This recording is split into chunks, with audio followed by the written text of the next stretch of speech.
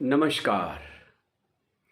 आज हम आपको भगवान श्री कृष्ण के जीवन चरित्र की एक ऐसी सुंदर लीला सुनाते हैं जो हम सभी प्राणियों के लिए अति आवश्यक है और हमारा कल्याण ही कल्याण करने वाली है। भगवान श्री कृष्ण के 7 पत्नियां थीं। उनमें से सत्यभामा सबसे सुंदर थी।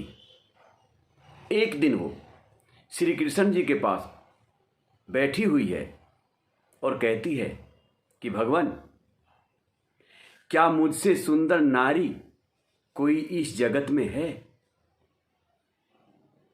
श्री कृष्ण जी ज्ञानी हैं, वे मुस्कुराते हैं। तभी गरुड़ आते हैं। गरुड़ भगवान विष्णु जी की सवारी हैं और कृष्ण जी भगवान विष्णु जी के अवतार हैं। गरुड़ कहते हैं कि भगवान, क्या मुझसे ज्यादा तेज गति चलने वाला कोई और दूसरा भी इस जगत में है? कृष्ण जी मुस्कुराते हैं। तभी सुदर्शन चक्र भी कहते हैं कि मैंने आपको अनेकों युद्ध जिताए हैं, क्या मुझसे भी शक्तिशाली कोई है? कृष्ण जी मुस्कुराते हैं और कहते हैं कि अच्छा,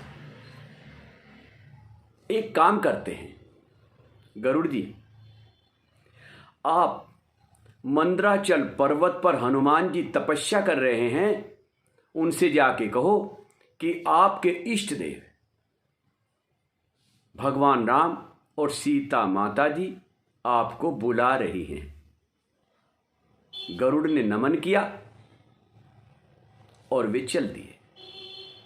सुदर्शन से बोले कि हे सुदर्शन चक्र, तुम द्वार पर खड़े हो जाओ और किसी को भी मेरे पास मिलने आने मत देना। सुदर्शन ने भी प्रणाम किया और दरवाजे पर जाकर स्थित हो गए। तब भगवान कृष्ण ने अपना रूप राम का बनाया और सत्यभामा का रूप सीता मैया का बनाया। आंखें बंद करके बैठ गए। गरुड़ जी हनुमान जी के पास गए और उन्हें कहा कि आपके इष्ट देव राम और सीता मैया आपको बुला रही हैं। हनुमान जी ने गरुड़ को प्रणाम किया और गरुड़ जी वापिस मुड़ गए। गरुड़ जी जब आए तो उन्हें बेहद आश्चर्य हुआ कि कृष्ण जी और सत्यभामा ने राम और सीता का रूप बनाया है और हनुमान जी तो मुझसे पहले आकर बैठ गए हैं। हनुमान जी ने प्रणाम किया। भगवान कृष्ण जो राम बने हुए हैं, उन्होंने उन्हें आशीर्वाद दिया और कहा, आप कैसे आए?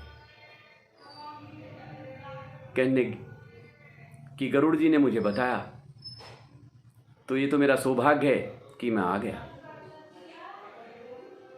कृष्ण जी ने गरुड़ जी को देखा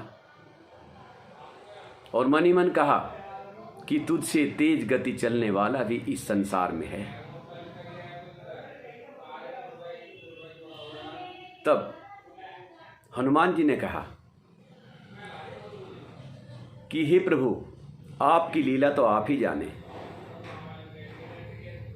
मैं तो आपको प्रणाम करने ही आया हूं। कृष्ण जी ने कहा, क्या आपको द्वार पर हमारे सुदर्शन चक्र ने नहीं रोका?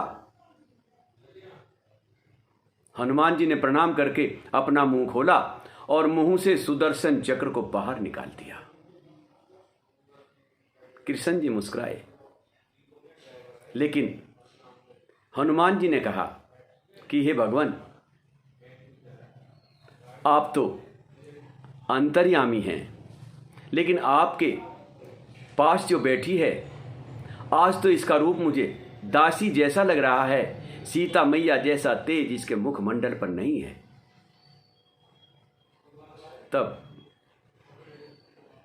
कृष्ण जी ने सत्यभामा की तरफ देखा जो सीता बनी हुई थी, तो उन्होंने उन्हें मन ही मन कहा कि देखो आपके रूप का कितना सुंदर वर्णन कर रहे हैं। फिर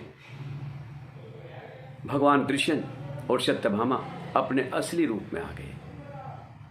हनुमान जी ने प्रणाम किया और कहा कि तुम तीनों मेरे अनन्य भक्त हो, लेकिन कभी भी अपने मन में अहंकार की परछाई तक भी मत लाना। आपको ज्ञान कराने के लिए मैंने ये लीला रचाई है।